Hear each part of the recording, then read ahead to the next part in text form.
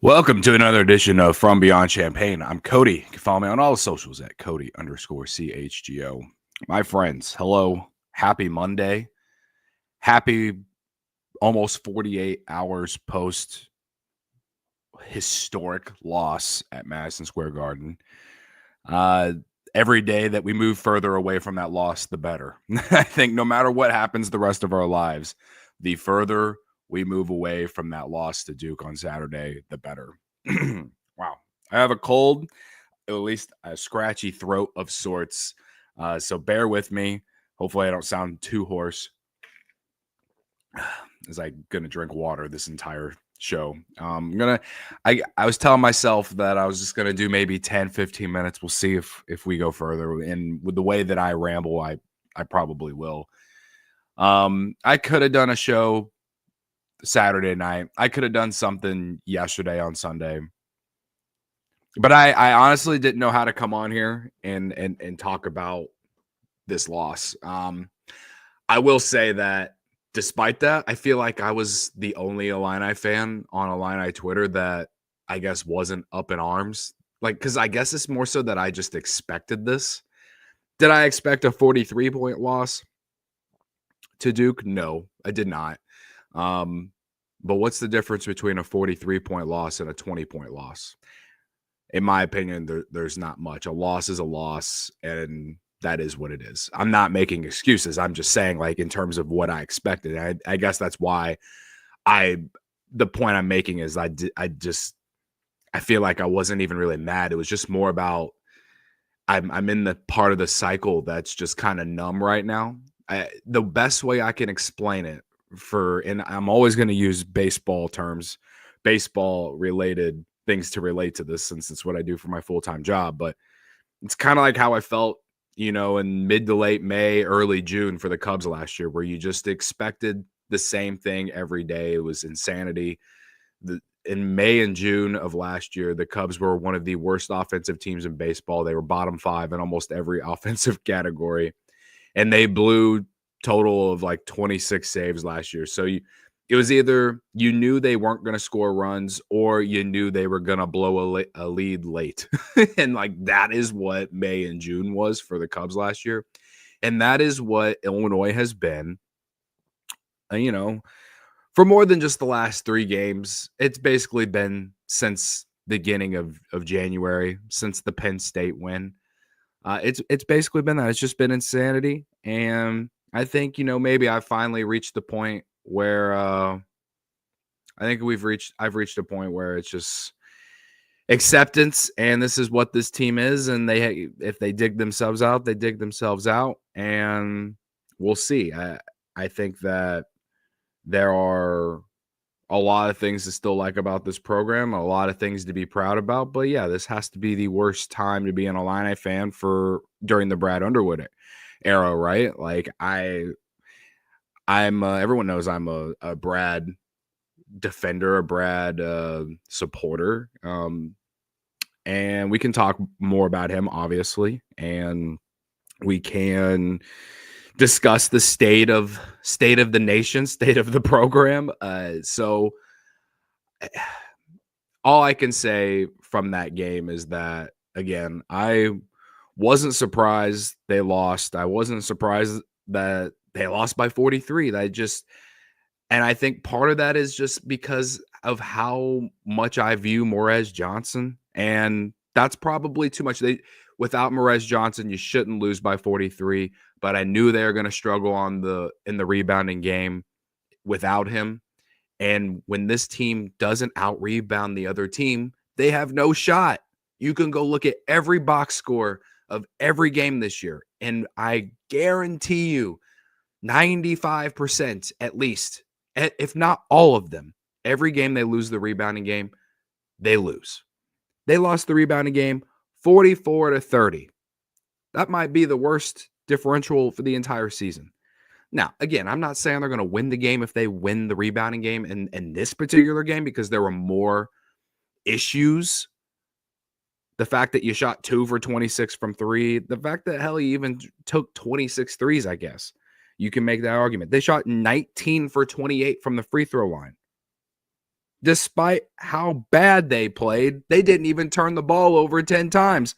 So it's a combination of the fact that they just did not shoot the ball well, and they missed free throws, and they could not stop Duke. Their defense was terrible.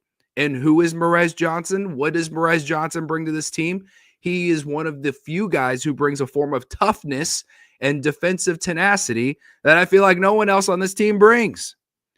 So again, I'm not saying, for the last time, I'm not saying that they would have won if they had Merez Johnson, but maybe they cover the spread if they have Merez Johnson. Maybe they lose by 20. You know, it's inexcusable to lose by 43 on national television in a very, very much anticipated game that I had this game circled on the calendar all season.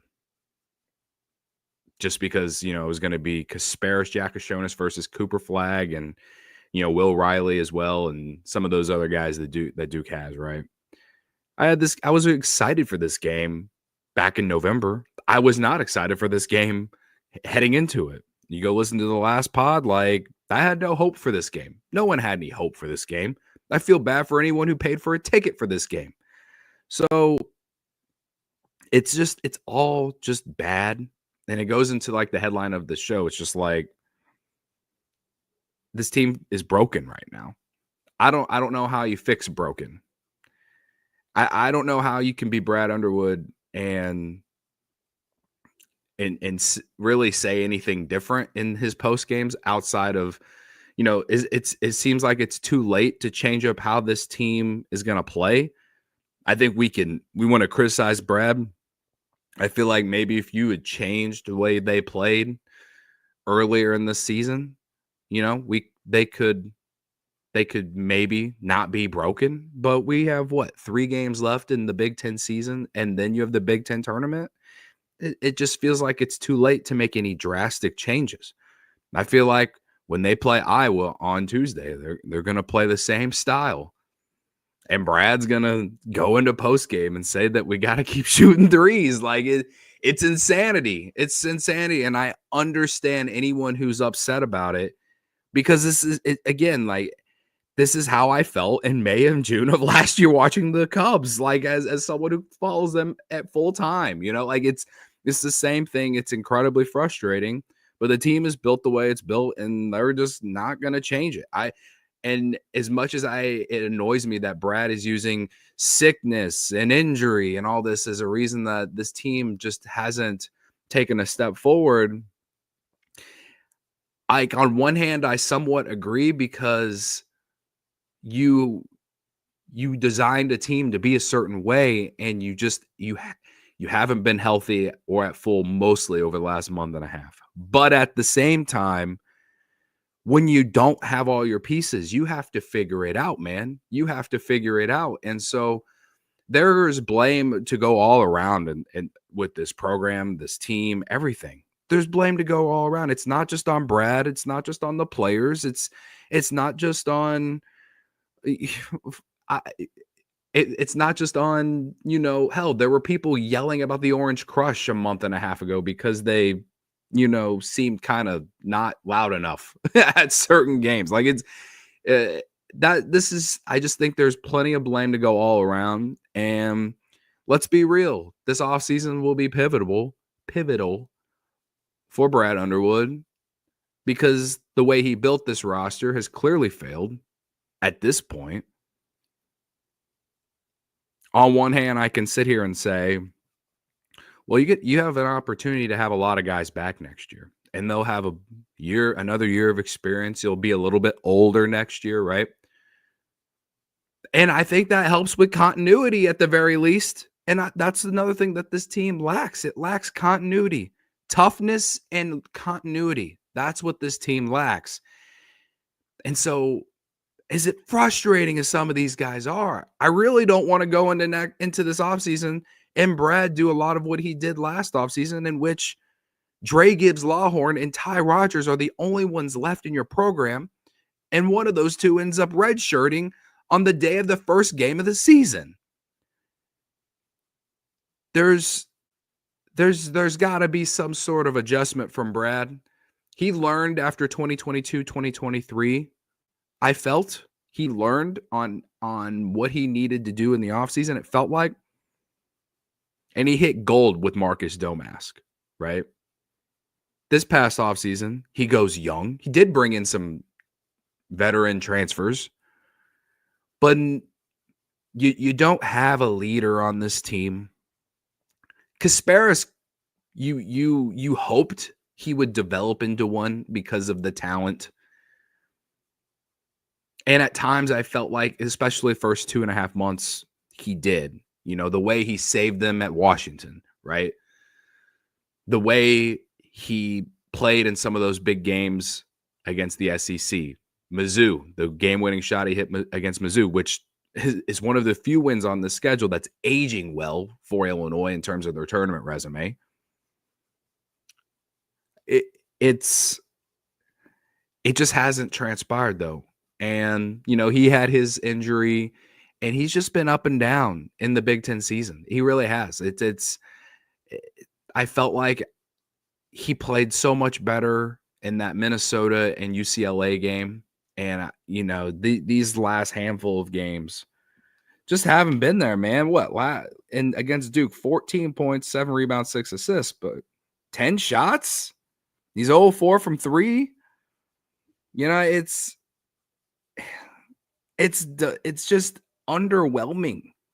They were going to need a big time game from him if they were going to beat Duke. And I'll give Duke a lot of credit here too. Like, they're one of the best defensive teams in the country. We have to also acknowledge that Duke is one of the best teams in the country. I just think most people are very, very upset about losing by 43, and you should. It's the worst loss in program history. And so I guess in many ways, many people are just like, you lose by 20, whatever. But if you lose by 43, everything is broken and up in flames and just a mess. And I get it. And I in general, I am there with you. I guess again, I expected the worst possibility. I really did on Saturday. Going into it, I expected the worst possibility, and I got it. And that doesn't mean I feel any better. Doesn't mean I feel great going into the Iowa game. However, I did go into a few YouTube chats and say that I feel great about the Iowa game. But part of me was being sarcastic because everyone was being so negative. So I was just like, fuck it, I'll be positive. And in a few shows that I watched, live, I'll be the one positive guy. So yeah, man, you asked me back in November if 17-11, pretty much in the middle to bottom tier of the Big Ten, right? Like, Illinois is, well, they're not even in the bottom. They're in the upper tier of the Big Ten. They're still they're seventh. They're seventh in the Big Ten standings right now, tied with Oregon, right? If you told me in November that if Illinois was 17-11 and seventh in the Big Ten standings on February 24th, if you told me that back in November, would I have taken that? Would I have been incredibly pissed off about it? I think I would have felt underwhelmed. I feel like, they were projected to be a top 5 team in the Big Ten. So if you're telling me near the end of February, they're just outside the top 5 and,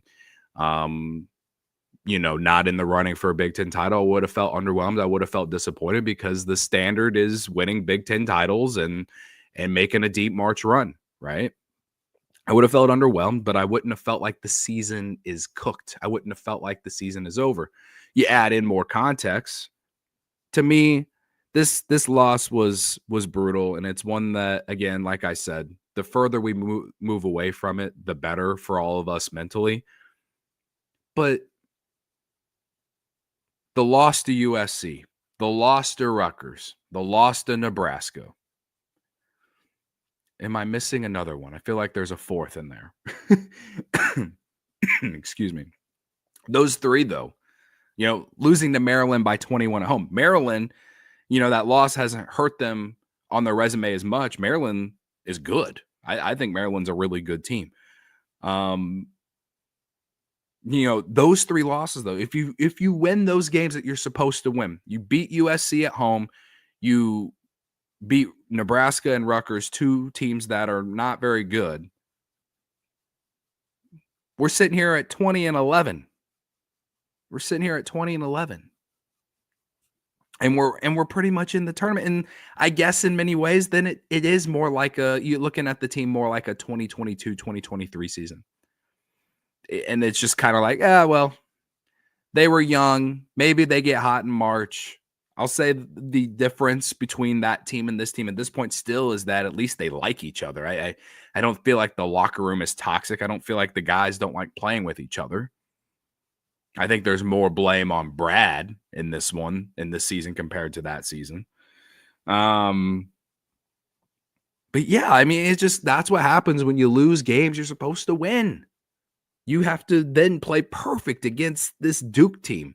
And you got to play as well as you can at Wisconsin.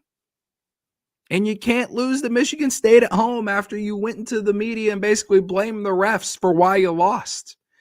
It's just, oh, man. And what I mean by that, you can't lose to Michigan State after a month prior you blame the refs that you lost. At least that's how it's perceived to many. I look at it a little bit differently, but also, I get why people feel that way. So it's just a combination of so many things on this, my friends. Like, now your back has never been more against the wall. We got, before I started the show, I was on my For You on YouTube here, and it's Field of 68. And the title is Will Gonzaga and Illinois miss the NCAA tournament? Like, that's where we're at right now. And listen, I said a few shows ago that I didn't feel worried about them missing the NCAA tournament. In general, I still feel like we're okay because strength of schedule, net rankings, all this. Like, Illinois has played a really tough schedule. A really tough schedule. Despite how bad it's been. On KenPom, they're still 25th. They're still 25th on KenPom. All right? You get Iowa at home. Maybe it's finally the get-right game you needed because Iowa's bad. And listen, if they lose to Iowa, I will really start to think that they could lose, they can miss the tournament, because I just, I don't know how this committee would view this team if they lose another one of those. Iowa would be on the list with USC and Rutgers and Nebraska, and you have them at home too. Like, Iowa sucks, dude. They're bad. So you got to win that game. It has never been a more must-win game at this point in the year. And yeah, I mean, then you got Michigan, you got Purdue. You need good news about those two teams. Purdue lost to Indiana yesterday, and they got their own problems right now. Michigan, I still feel like Michigan is fraudulent, but I could sit here and say that about Purdue and Michigan, but we all know that those games will be incredibly tough. And despite their flaws, I still feel like they're better than Illinois at this point. So yeah, you got to beat Iowa. And then give your best effort against those two teams. You get one of them at home, and we'll see. Maybe you can win a game in the Big Ten tournament and you find yourself sitting somewhere between a 7 and a 10 seed. It's been a disappointing year, my friends. Absolutely. We all hoped that, they'd have those early growing pains in the first 2 months, but then they would turn the corner in January and February. And I felt like they were in January. They were going up a notch. You win by 90 at Oregon. You pull out the win at Washington. Without Kasparis, you win by 90 against Penn State. And then it's just been shit since then. And yeah, they've played better teams, but they have just, you just don't know what you're going to get on any given night. Their shooting is terrible. Rank in the top 5 in 3-point attempts, but rank in the 300s and 3-point percentage. It's a joke. It's a joke.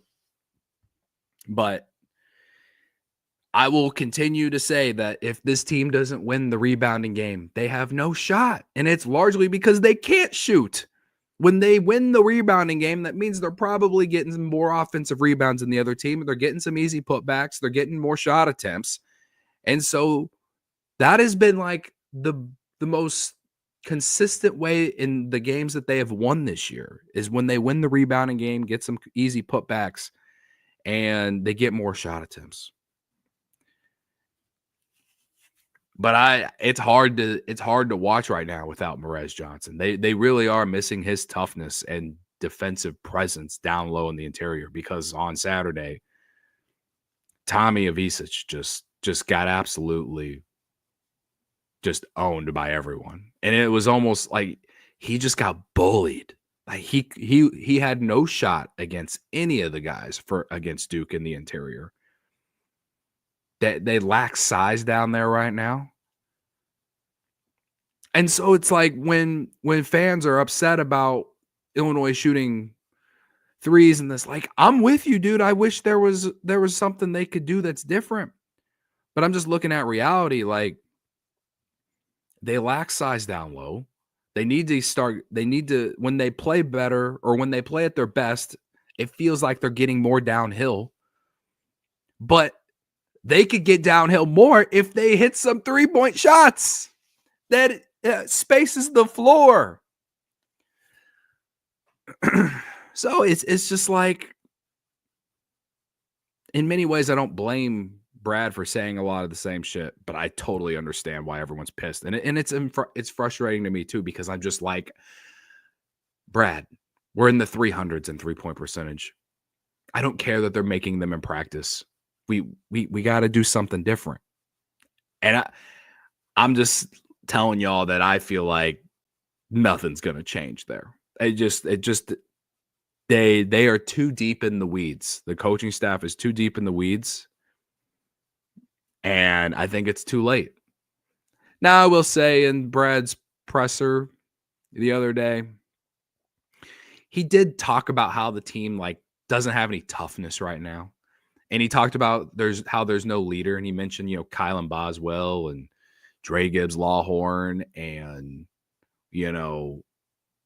Kasparis as guys who need to step up and be a leader to lead this pack. And it's kind of like first time in all his pressers where I felt like he's kind of finally called out a few players. Because that's another thing too. I've read a lot of discourse. Ryan, I forget his last name, Ryan Evan on Twitter, does the Keeping It Orange and Blue podcast. He posted a video after the game on Saturday, went on some 4-minute rant about how Brad needs to call out the players and tell them they need to play better, this and that. And it's just like, all it got me thinking was that, 2 years ago, Brad did do that. Brad did, he went viral on the internet because he yelled at, who was it, Jaden Epps or someone during that Northwestern game that was that embarrassing loss to Northwestern 2 years ago. He has done that. That's old school Brad Underwood. I love that version of Brad Underwood. I would love to see more of that. Absolutely. But he also got freaking criticized for doing it. It's a lose-lose situation for him no matter what he does in those types of situations. So I do think he needs to be harder on this team. Maybe he hasn't because they're so young. I mean, the youngest team in the league, right? But I think he needs to be. We need more of that. It's like, I'll use another baseball analogy. It's like when Seiya Suzuki strikes out on a bad freaking strike 3 call on the umpire because we need robot umpires in baseball. The ball is 2 inches off the plate and Craig Counsell just stays in the dugout and does nothing. That's like That's what I need out of Brad Underwood. I need him to not do that. I need the opposite of that. I think fans want that. They want that energy. They want that passion from their coach. From a fan perspective, I'm with you. And that's why so many Cubs fans bitch and moan about Craig Counsell just sitting in the dugout, not sticking up for his guys, and that's more of in a look of because their players aren't getting the calls from the refs. I'm talking about, but from not getting calls from the refs. But there's other times too where guys need to be called out, and Craig Counsell and David Ross even wouldn't do certain things like that into the media as well. So it's a lot like that, like the frustration from all of that I have as a Cubs fan. It's very similar to this stuff with Brad Underwood, and whether it's not calling out players in post game or yelling at guys in the huddles during timeouts during the game. Like, as a fan, yes, we want all of that. As a fan, we all want that. In reality, though, like, I just don't know how much it's going to do. That's my takeaway from it. In reality, I just don't know how much that's going to change anything. Here's a more of a basketball example. Would you want Brad Underwood acting like Mick Cronin does every fucking day? I mean, UCLA videos, the ones that most go viral are when Mick Cronin is in postgame, like doing a version of crying without crying that is at peak level, at peak performance. And it's not him making excuses. It's him yelling about his team. It's him yelling about this or that. Like, would you rather have that version of a Brad Underwood? I guess at least it'd be entertaining. It's better than hearing him say that we need to keep shooting threes. It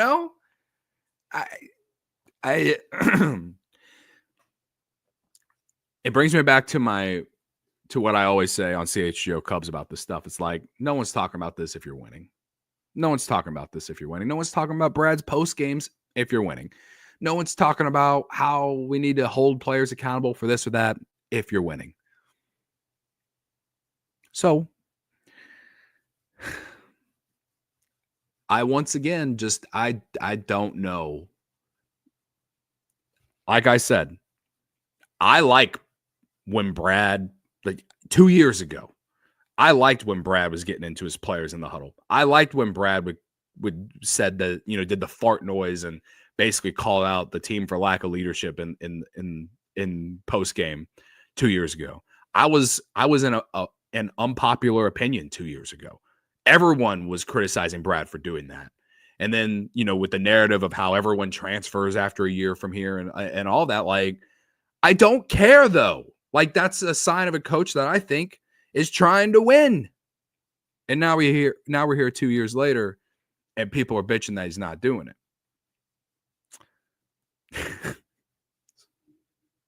So I don't know what to say. I don't know what to say to the people who are mentioning this type of stuff. Maybe I'm reading it completely wrong, but like, that's just kind of how it felt like from the fan base 2 years ago. It felt like people thought that, it was the narrative forming that Brad was pushing guys out of here. And I guess you can say that with a guy like Jaden Epps and whoever else. But it's not like a lot of those guys have gone on to have greener pastures either. So, I think perspective really matters. And I think at the end of the day that if you're winning, no one gives a shit about this stuff. No one cares how much the coach is yelling at the players in the cuddle. No one cares what every little single thing Brad is saying post-game after a loss or after a win, when you're winning. So that's where I'm at on all that stuff. I've always taken it with a grain of salt. For a young team like this, I just don't think he's ever going to call anyone out in any kind of level like that. That team 2 years ago was a bunch of transfers who were veterans. In many ways, the way he did things 2 years ago, it led to the development of Terrence Shannon the year after. So you know, I feel like I'm now just kind of bitching about fans for being fans. And so I'm not trying to. I'm just giving two different perspectives here on just kind of like watching the fan base these last 48 hours. And listen, man, we are as down bad as we've ever been. And I don't know where we go, man. I really don't know how things can change.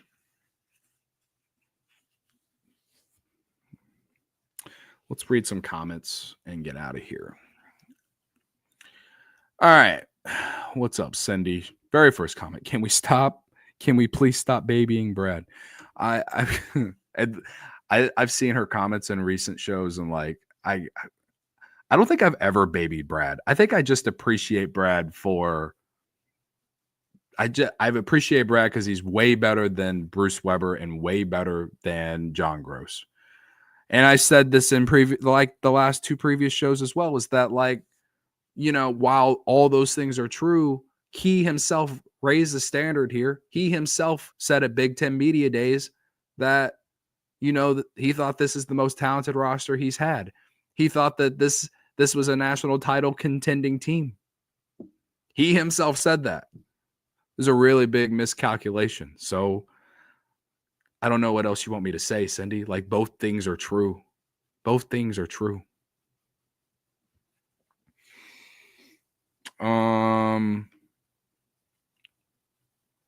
Philip, Boswell banned from shooting threes. Yeah. I think the entire team should be banned from shooting threes at this point. Cindy, comparing Brad to Gross is illogical. Gross was literally the worst coach in school history. I mean, I guess Gross still put the team in a massive hole. So, you know, you have a good point here. Brad's a top 8 paid coach. That's true. He's got all this NIL money. He's paid a lot of money. Like, what we're seeing is not up to standard. And I don't disagree with you there. I don't. Let's see. Philip. Illinois is 6-10 in quad ones and only one loss outside the quad one. USC and no more quad 3 or 4 games remaining.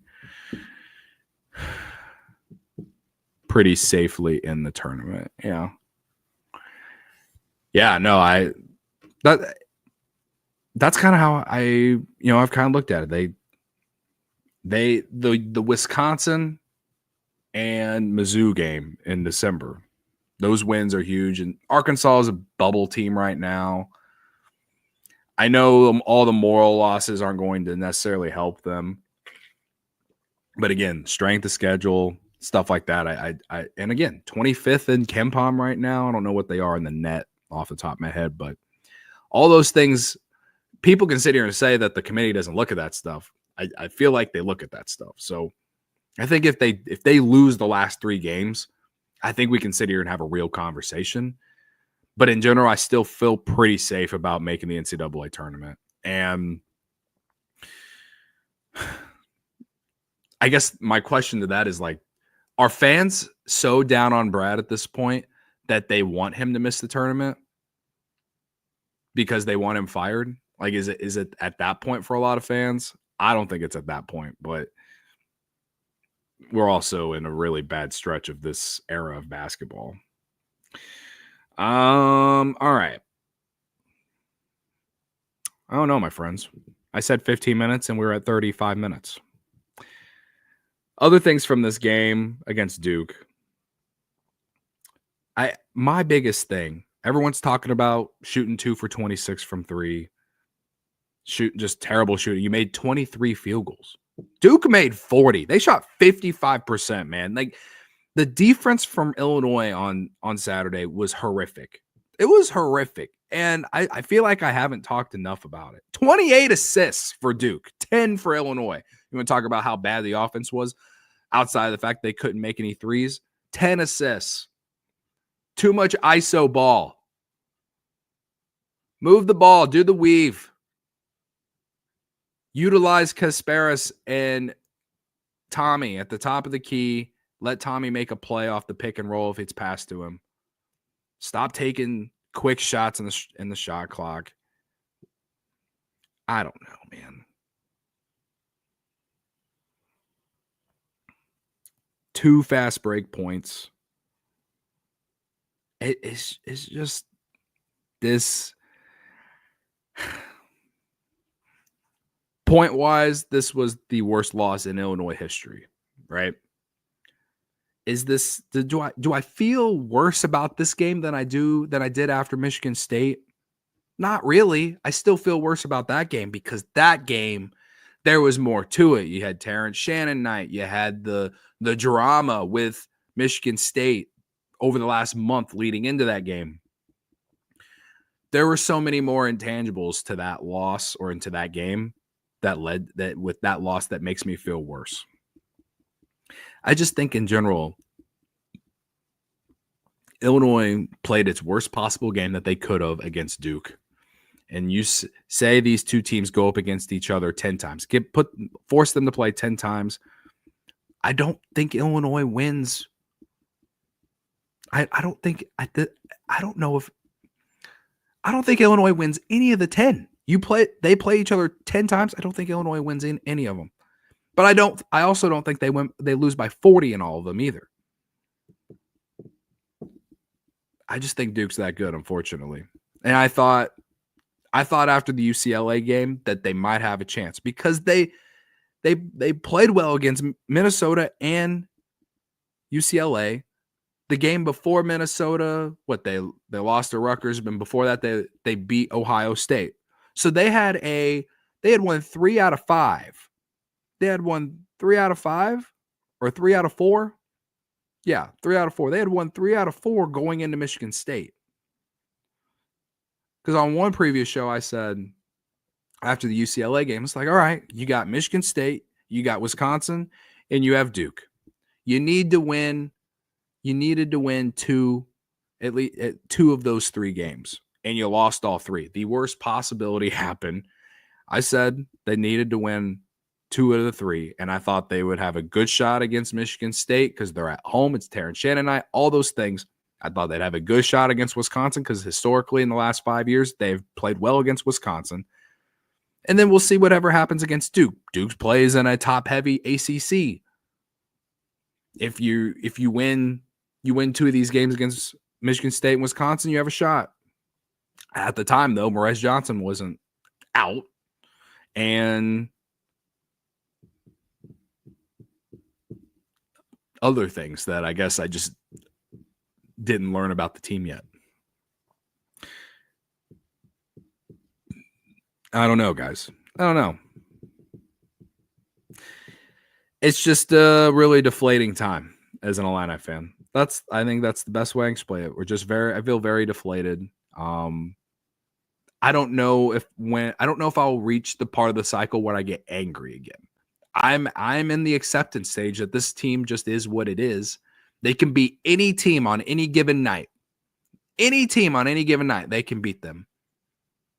But their floor is so low that they could lose to any team on any given night.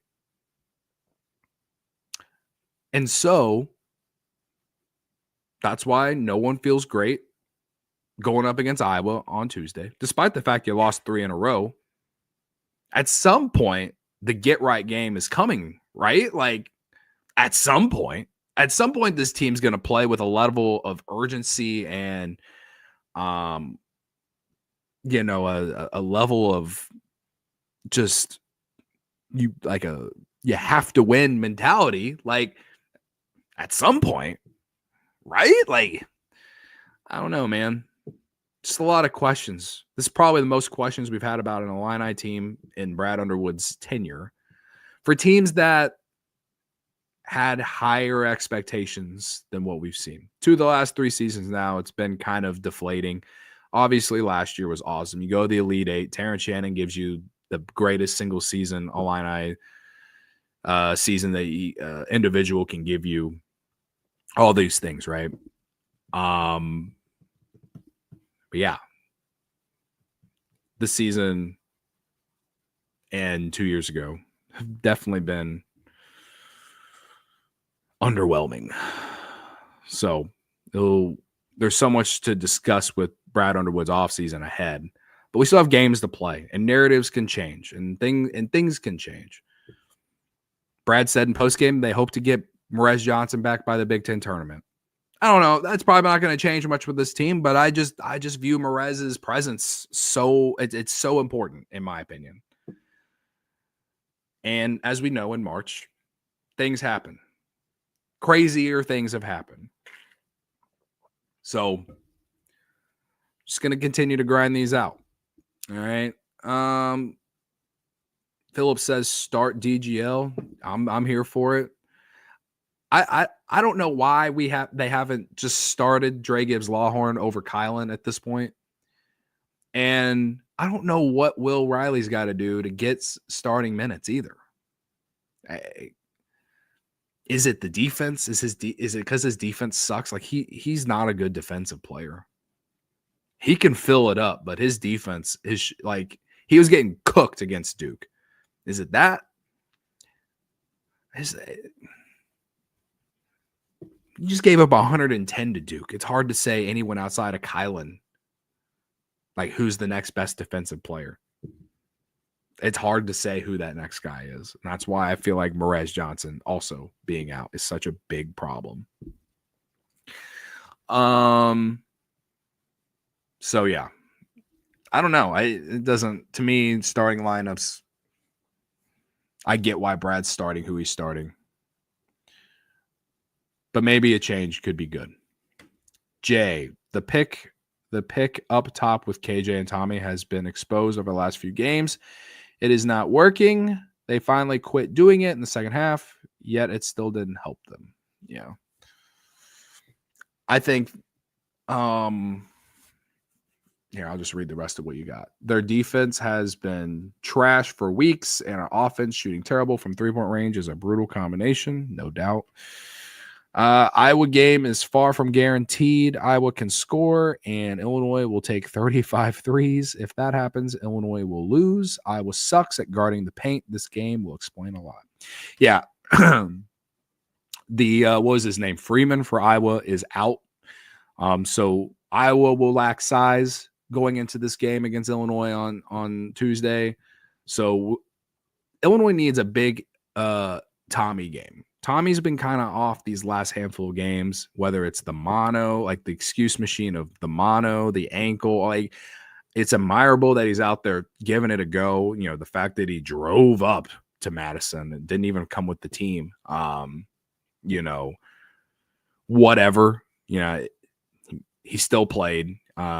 He's got to be tougher inside. That's just the fact of the matter. And if he's going to get cooked on defense, he's got to show up offensively. And he just hasn't these last handful of games. The 3-point shot's not falling for him. It's a combination of many things from Tommy, but if they're going to win, they need him to have a big game, and he should with the size that Iowa will lack on Tuesday, right? Samford is also one of those guys that you can't let get hot. He is born and bred out of the Iowa basketball machine. He looks like exactly like someone who would play at Iowa over the course of my life. You can't let him get hot. Dix is also a really good player as well. So yeah, they have offense. They can score, but their defense is terrible. They're in the 300s on defense. Illinois can get to the basket against this Iowa team. And take away all the stats about Illinois as a 3-point shooting team. Take it away for one moment. All right. You shoot 2 for 26 for 3, no matter how good of a shooting team you are going to lose. So in games they won against UCLA and Ohio State and teams like that, Minnesota, like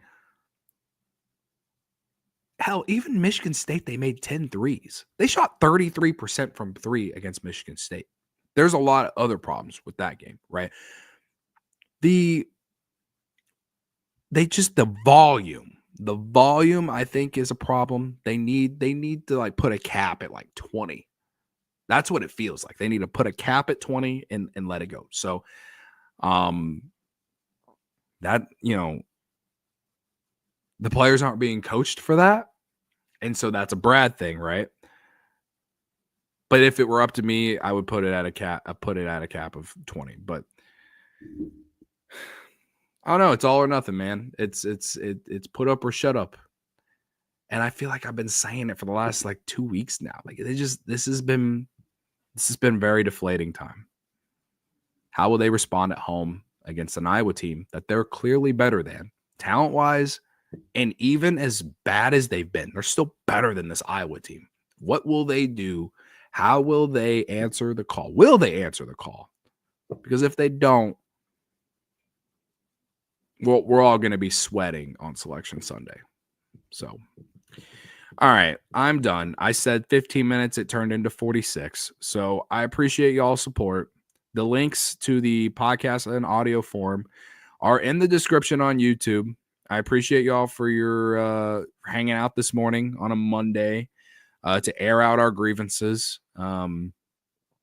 Yeah, we'll just we'll see what happens tomorrow. And I just feel very, very, very, very anxious about this game against Iowa. And on top of the fact of all these things, if you lose to Iowa, it's you lose a rivalry game. You can't lose a rivalry game after what's happened. It already feels like we're at rock bottom. Yeah. Losing to Iowa, I think would find a new level of rock bottom. So God gives his toughest battles to his strongest soldiers. And I think right now, anyone who has any hope, you are one strong soldier, my friend. I don't know if I'm out of hope. I think I'm just, again, like I've said, I'm just kind of in the acceptance stage. So that's where I'm at. We'll try and do post game on Tuesday night, if not Wednesday morning. So hit that like button before you guys leave here on YouTube. Subscribe to the YouTube channel if you haven't, and I will see you all in the coming days. And I appreciate y'all's support as always. Before we get out of here, Philip says 3 games in the final 2.5 weeks before the Big Ten tournament. Time to get the work done in practice. Yeah, that's another thing. They have plenty of practice time. Brad's been talking about lack of practice. They haven't been full doing practice, this, that. Plenty of practice time now, Brad. Figure it the fuck out. All right. Yeah. Jay says, what's the most losses and at large NCAA tournament team has gotten in? 14. That's a great question. I wish I knew. I do not know. Maybe I have to go look that one up. All right. But yeah, 14 might be the most though. Anyway. All right. Appreciate y'all for hanging out in the chat as well. Hit that like button on your way out of here. I'll see you all in the next couple days. Illinois and Iowa. We'll see what happens. But all I know is by the next time we talk, we'll be another day or two away from this loss to Duke. Illinois loses 110-67 to Duke at Madison Square Garden. Embarrassing. Sad, sad times. Will Illinois get out of this funk? I think most of us think not, but who knows? We'll just watch and we'll talk about it if they do. All right. As always, guys, ILL.